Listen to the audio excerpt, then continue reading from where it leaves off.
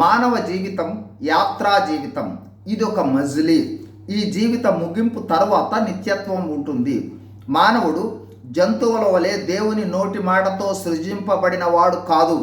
దేవుడు తన స్వహస్తాలతో తన స్వరూపంలో తన పోలికగా తన జీవవాయువులను ఊది జీవాత్మగా చేశాడు.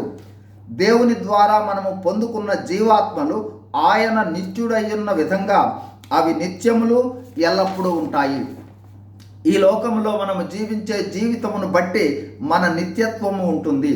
నిత్యత్వమునే గణితములో అనంతము అంటారు.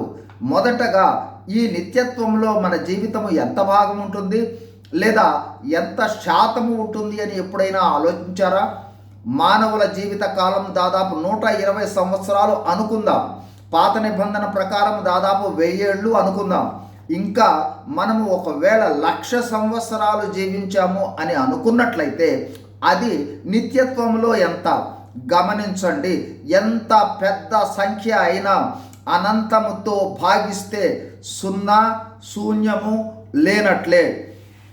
అందుకే దావీదు మహారాజు దేవునితో నీ సన్నిధిని నా ఆయుష్కాలము లేనట్లే ఉన్నది అని అంటూ ఉన్నాడు.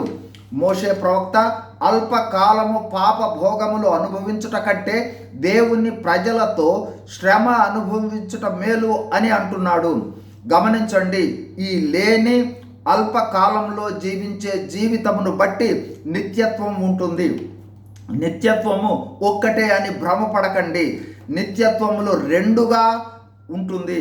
అంటే 2 నిత్యత్వ గమ్యాలు ఉన్నాయి. అవి పాపములో ఉండి పాపములో మరణించిన వారి నిత్యత్వము, పాపము నుండి విడుదల పొంది దైవికమైన జీవితము జీవించిన వారి నిత్యత్వము.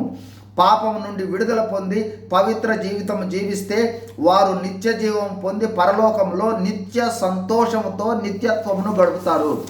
పాపములోనే ఉండి మరణిస్తే నిత్య నరకములో నిత్య శిక్ష అనుభవిస్తూ నిత్య వేదన దుఃఖముతో గడుపుతారు. దేవుని వాక్యం సెలవిచ్చేది మానవులందరూ పాపులే. దేవుడు ఇచ్చిన ఈ జీవితము మానవులమైన మనము పాప విడుదల పొందుటకి ఇచ్చిన అద్భుతమైన అవకాశం. మన పాప విడుదల కోసం ప్రభు క్రయాన్ని కల్వరి శిలువలో బలిగా చెల్లించాడు. ఆ సత్యాన్ని విశ్వసించి పాప పశ్చాత్తాపం పొంది ప్రభువును ఆశ్రయిస్తే దేవుడు పాపాల నుండి విడుదల చేసి పరలోకం ప్రసాదిస్తాడు.